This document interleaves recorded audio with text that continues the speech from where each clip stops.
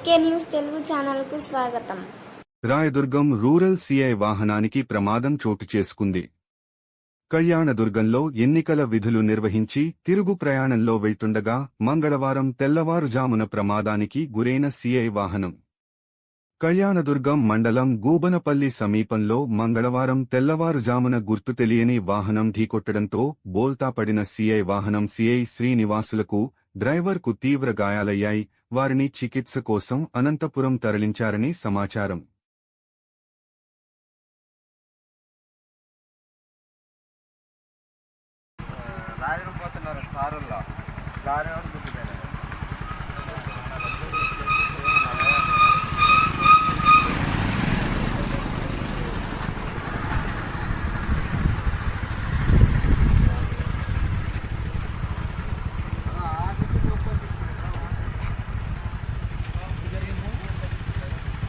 night